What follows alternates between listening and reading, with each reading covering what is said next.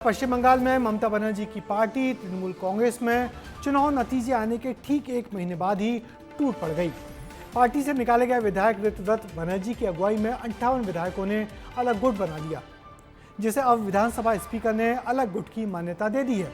दावा तो ये भी है कि अब पश्चिम बंगाल में ममता बनर्जी नहीं बल्कि विधानसभा में ऋतव्रत बनर्जी नेता प्रतिपक्ष भी बना दिए गए हैं।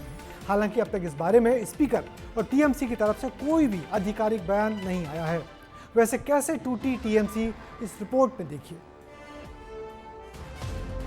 पश्चिम बंगाल में भी वही स्क्रिप्ट दोहराई गई जो महाराष्ट्र में 4 साल पहले यानी 2022 में शिवसेना के साथ और 2023 में एनसीपी के साथ लिखी गई थी। 15 साल से सत्ता में रही ममता बनर्जी विधानसभा चुनाव में हारने के बाद अपनी पार्टी को अब टूटते हुए देख रही हैं। अब टीएमसी यानी तृणमूल कांग्रेस विधानसभा चुनाव के नतीजों के ठीक एक महीने बाद 2 खेमों में बिखर गई है। पहला खेमा है ममता बनर्जी का, जिनके पास बच गए हैं केवल 20 विधायक, और दूसरा खेमा है ऋतव्रत बनर्जी के पास, जिनके पास है 58 विधायकों का साथ।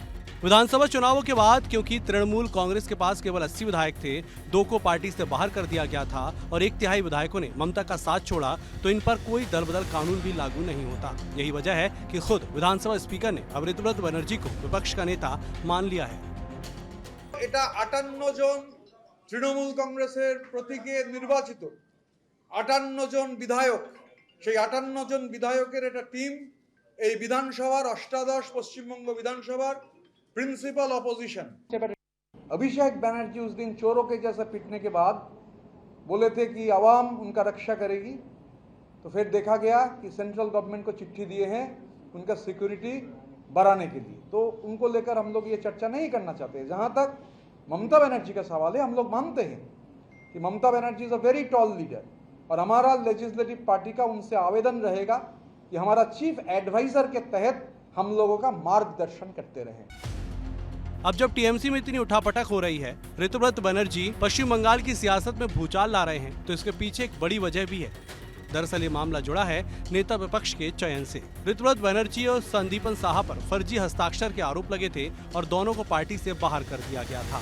दोनों नेता बागी हुए और अपने साथ ममता की आधे से ज्यादा सेना ले गए और अब खुद विपक्ष के नेता होने का दावा कर रहे हैं। अब ये भी जान लीजिए कि जो पश्चिम बंगाल में अभी हुआ है, ऐसी तस्वीरें महाराष्ट्र से भी आ चुकी है। 2022 में शिवसेना टूटी, 55 में से 40 विधायक एकनाथ शिंदे के साथ चले गए, उद्धव ठाकरे की सरकार गिर गई और बहुमत के दम पर शिंदे गुट को असली शिवसेना की पहचान मिल गई। फिर 2023 में एनसीपी में भी यही हुआ। 53 में से 41 विधायक अजीत पवार के साथ गए और आखिरकार चुनाव आयोग ने अजीत गुट को असली एनसीपी मान लिया।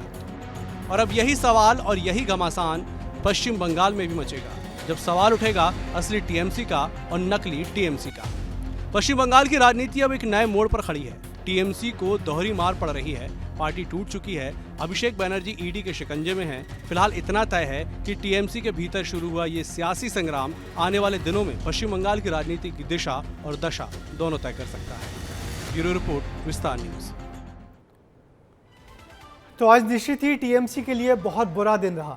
पार्टी के विधायक टूट गए और पार्टी के महासचिव अभिषेक बनर्जी के ठिकानों पर एनफोर्समेंट डायरेक्टरेट यानी ईडी के छापे भी पड़ गए। अब देखना यह है कि विधायकों की टूट के बाद जब असली और नकली टीएमसी की लड़ाई होगी, जिसमें चुनाव चिन्ह पर दावा किया जाएगा, तो चुनाव आयोग का फैसला किस पार्टी के या किस खेमे के हक में जाता है। विधायकों के बाद क्या टीएमसी के सांसद भी टूटेंगे? अब ये बड़ा सवाल है। ये चुनाव ममता बनर्जी के लिए इतना महंगा पड़ जाएगा, किसी ने भी सोचा नहीं था।